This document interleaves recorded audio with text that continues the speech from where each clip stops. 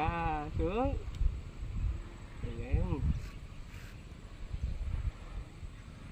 cấu đu. chà. Rồi đi về đi. Cái này tiền nhúc lạnh đó. Không có.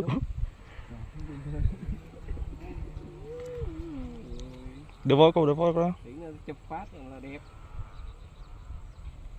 Chưa được không?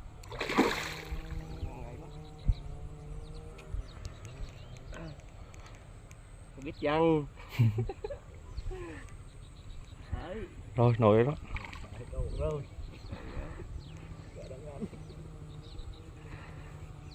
Bơi thì chân bơi tí đó.